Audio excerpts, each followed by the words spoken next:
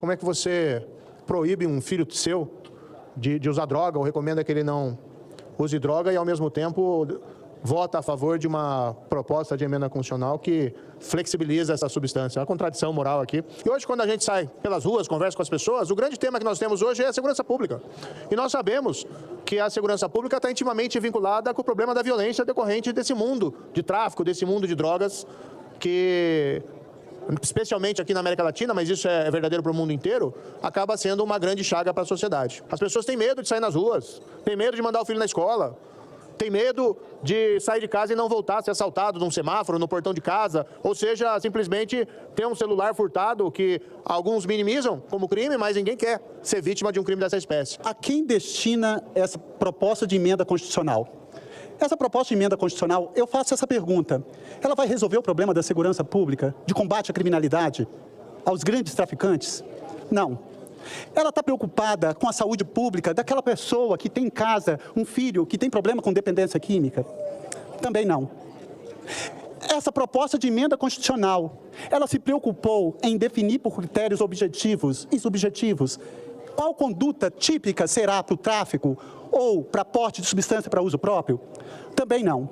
Ela simplesmente diz que, pelas circunstâncias fáticas, portar substância entorpecente para uso próprio é crime. Ora, o Congresso Nacional, através da Câmara dos Deputados, Senado Federal, sancionou a Lei 11.343, ocorrendo ali a chamada despenalização. Ou seja, no tipo penal previsto no artigo 28, de posse de substância entorpecente para uso próprio, não mais se imporá prisão em flagrante, nem se exigirá fiança, o nome não vai ser lançado no rol dos culpados e não vai para a folha de antecedentes criminais. Ele é advertido, ele vai comparecer a programas para ajuda, porque é isso que nós temos que falar para a população. Aquela população que pensa que essa PEC vai combater a criminalidade, combater o tráfico, está sendo enganada. Eu lembro que um episódio, eu era delegado de plantão, e um pai chegou desesperado no plantão, com um carro, e me conduziu até o veículo dele, e abriu o porta-malas do carro, e o filho dele estava todo amarrado com uma corda, dependente químico. E ele, olhando para mim, falou: pelo amor de Deus, doutor, prende o meu filho. Aquele pai, ele não quer que o filho seja preso, ele quer uma ajuda do Estado. E o que nós estamos fazendo aqui, mais uma vez, é contribuir para que o Estado criminalize a cor da pele, criminalize a pobreza.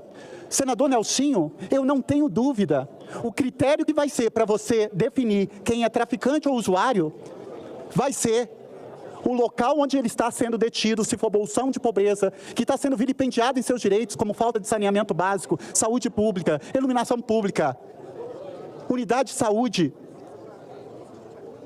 Aquele jovem preto naquele local, eu não tenho dúvida, o despacho fundamentado de natureza subjetiva vai ser que ele vai ser traficante. Nós vamos colocar na cadeia traficantes no sentido de pessoas que usam substância entorpecente como sendo traficantes, que não são pessoas que precisam de ajuda.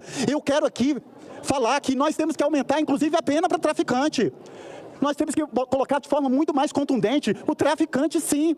Eu morro defendendo que o apenamento para o traficante seja cada vez mais rigoroso. Agora, dar um tratamento a uma pessoa dependente por substância entorpecente, nós estamos retroagindo na nossa lei, porque o artigo 28 já fez a chamada despenalização. É preciso também se falar aqui uma circunstância fática de extrema importância, um perfil socioeconômico da população carcerária do Brasil. Nós temos uma população carcerária em que 68,02% dessa população é composta de pretos e pardos, porque o Estado brasileiro tem um racismo estrutural. Nós temos estudos, e os votos dos ministros alguns falam isso, em que um homem branco, para ser tipificado como traficante, ele tem que estar portando 80% a mais daquela substância entorpecente encontrada com um homem preto. Eu não tenho dúvida que um jovem aqui no plano piloto, filho de classe média, com uma pequena quantidade, vai ser atribuído ele posse de substância entorpecente para uso próprio. Mas a mesma quantidade, um homem preto nos bolsões de pobreza, vai ser tipificado como tráfico ilícito de entorpecente. Então eu não poderia deixar de falar aqui, de manifestar a minha preocupação, porque nós não estamos resolvendo o problema fundamental. Se os senhores me respondessem que, efetivamente, nós estamos definindo quais são as condutas que serão tipificadas como traficante e quais são condutas que serão consideradas como porte de substância entorpecente para uso próprio, mas não é isso que está acontecendo. E digo mais, o que o Supremo Tribunal está fazendo não é um ativismo, porque uma das funções dele é atender a um princípio constitucional da inafastabilidade jurisdicional que está no artigo 5º, item 35. A lei não excluirá da apreciação do Poder Judiciário lesão ou ameaça a direito. Então, se nós parlamentares nos acovardamos, se nós nos intimidamos, se nós não definimos por circunstâncias objetivas e subjetivas quem é traficante e quem é usuário, o Supremo Tribunal Federal é instado a dizer, não foi por um ato voluntário dele, e não foi por um momento agora não, porque essa discussão está no Supremo Tribunal Federal há exatamente 13 anos, quando um homem, dentro do presídio, foi flagrado com 4 gramas de maconha. 4 gramas de maconha. Então, essa discussão já ocorre há 13 anos no Supremo Tribunal Federal. E a resposta que o Senado dá é alterar a Constituição. E digo mais, alterar a Constituição, porque projeto de emenda constitucional, não se ouve o chefe do Executivo. Como que o presidente da República, os governadores, os gestores, vão implementar políticas públicas se sequer eles foram ouvidos nesse debate, nesse tema tão importante? Sequer houve a participação deles para efetivamente implementarmos. E digo mais, mesmo se alterarmos a Constituição Federal, na forma como está sendo feita, senador Marcelo, por força do que determina o artigo 60, parágrafo 4º da Constituição Federal, não será objeto de emenda constitucional qualquer emenda constitucional que violar direitos fundamentais. E nós estamos alterando um direito fundamental. Corre-se o risco de, oportunamente, futuramente, se declarar a inconstitucionalidade dessa proposta de emenda constitucional. E não venha falar em ativismo do Supremo, porque o Supremo está ali, num papel contra-majoritário, num papel representativo, num papel iluminista, empurrando a história para o rumo certo, como guardião do Estado Democrático de Direito, como guardião daquilo que eu chamo a espinha dorsal desse Estado Democrático de Direito, que é a Constituição da República Federativa do Brasil.